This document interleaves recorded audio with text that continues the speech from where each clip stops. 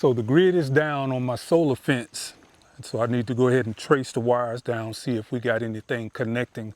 Sometimes we'll have slugs will climb up here and it'll short it out or cause it to start sparking. But when I turn it on right here to where the light should be flashing and it should be giving like a pulse out, and that's not working. So what we're gonna do here is we're gonna shut it off. We're gonna go ahead and disconnect the hot wire, and I'm gonna just lock it on there. And the ground we're gonna leave down there. And I got my probe here that's gonna test the voltage. But what I wanna do first is just test the battery. So what I have to do is here, there's a screw down here, and I'm gonna loosen that screw up. And go ahead and take that out. And then this basically lifts up. And that's everything we need to see right there. All right, so we had some wasp nests in here. Clean that out. So what I want to do now is I'm just going to test the voltage on the battery. So we're basically getting nothing. So that's telling us probably our battery is bad. I have a backup for this entire system just in case the grid ever went down. Again, we're getting ready to head out to France. We'll be leaving out on Thursday, and I am absolutely glad that this happened before we left because we'll be gone for 2 weeks. I haven't been able to get out here and do any maintenance on the garden, so the grass is starting to come up, and by the time we get back on the 19th, I'm sure this is going to be a job to take care of. So for now, we want to make sure that we don't get any deer in the garden so we'll have something to come back to. So right here, I have a backup. When I purchased this one, I went ahead and bought a second one because I wasn't sure what size battery would go in it, and I didn't want to wait until I got the unit, got it up installed, and then have to go back into it to figure out what battery I needed. So just in case the unit itself failed, I went ahead and got 2 of them. Now these are available on growingoutthebox.com, and they're very easy to install. And I'm going to show you guys just how simple it is to install it when you get over here and you start looking at how I rigged this up to run my wires, because this carries up to 20 miles. And you see how I have these bolts on here? This is basically some stuff that I picked up from the big box store. Put me some bolts on it with some washers, wrap the wire inside of it, clamp the washers on the wire just to get a good connect. And then I put the rubber on it to make sure that we didn't get a good ground. But that's pretty much how simple it is.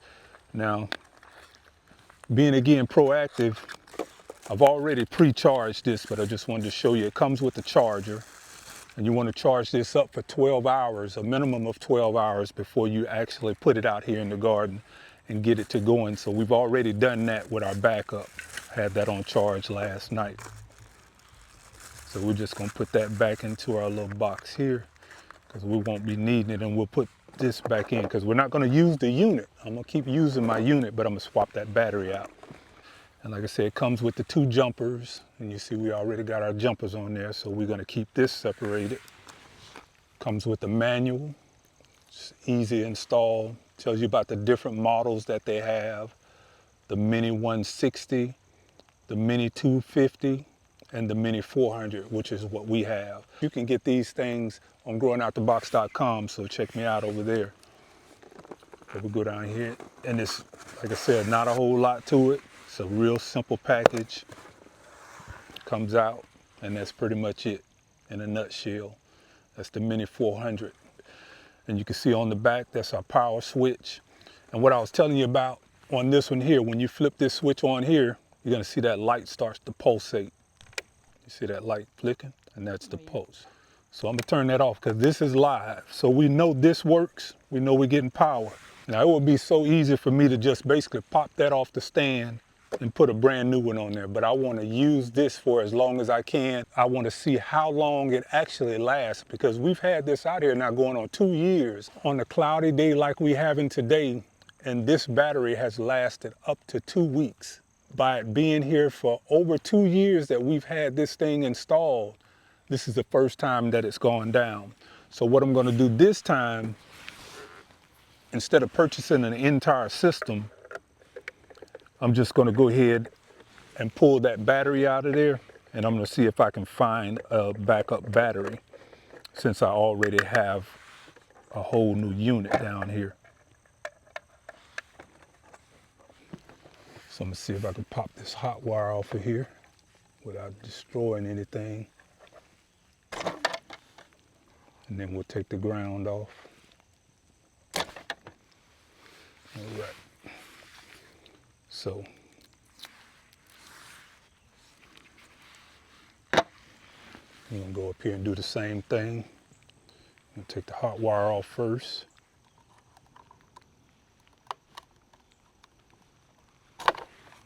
And then our ground.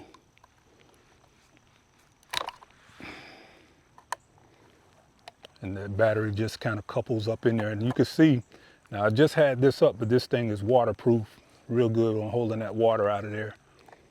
And you just prop that battery down in that little cubby hole there. Now I'm gonna dry that out because we've had this up and a little rain has gotten in there.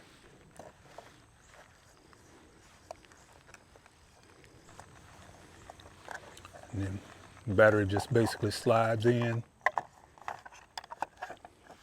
and just props up in there. You see the little post right here, kind of lines everything up. So it's that simple to hook up. Put your ground back on. Take your hot, put it on there. Just drop that down real quick and just give it a quick dry off first. And then we're gonna just give us a little power and see if this light comes on. And that's the pulse it's gonna give to the fence. So that's how simple that is to get that going. So it was just the battery that went off. So we're not gonna put this back in here because what I'm gonna do is I'm gonna go and try to find me a backup battery for this so I can continuously replace the batteries. And this is going back in the box. So we'll have it for later if we need to replace the actual unit. Because right now we don't have to replace the unit. It's good to have a brand new unit to back yourself up with. But always good to also have a battery to go along with that. So we're just gonna drop that back in there. Put that back over it. Just like that. That's our charger. Our 2 cables. And our manual. And we're gonna shut it down. And we have that for later on. So basically all I'm doing is just gonna line that screw up there. Here, click in there. And we wanna get that sealed as best we can to keep any moisture out of it.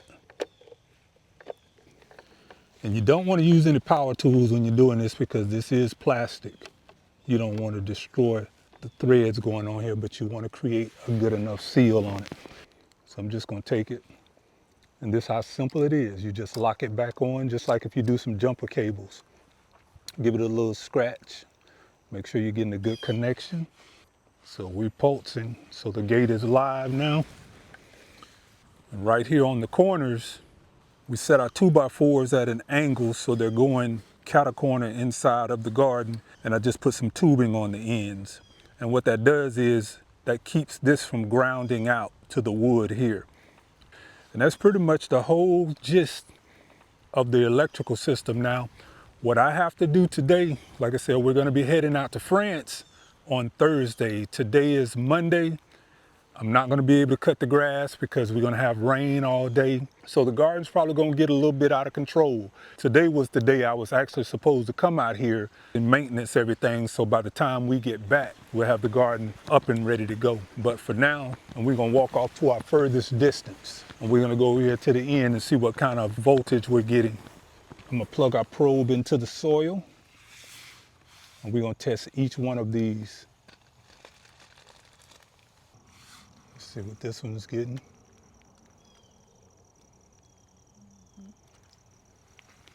That's the third one. And then we go up to our last one.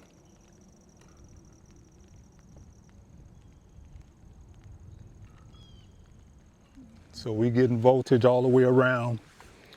So that's pretty much how that works. You touch the soil, you touch that fence, you become grounded. That's 7,000 pops. If it hits you, you can let go, but you're gonna feel it and you're not gonna want it again now. Here's my backup to this whole system. I have these set up all around the garden as well. And what these act as a warning sign for the deer. I have one in the corner over there, one right here, one right here, and then I have one right here. As the deer approach, and they'll come somewhere maybe right 10 feet away from the fence, because they won't get close to the fence. I guess they feel that electric pulse that comes off of it. But as they get closer, some of the smaller deer, these alarms will go off and it'll send that piercing sonic sound to them. And that lets them know that they're too close. And if they keep coming in and they touch the gate, that basically trains them from that point on. So it's a very humane way to maintain your garden and control the deer population. So that's 2 years with the Helios Mini 400. I'm loving it. It's a good investment. If you're having problem with deer in your garden, you can downgrade, go to one of the other series that they have. But there's a 10 mile and then there's a 5 mile. This is the 20 mile that I have, and it covers my entire 6,400 square feet of garden area like it's nothing. So thanks y'all for checking me out today, talking about keeping those deer out the garden, growing out the box.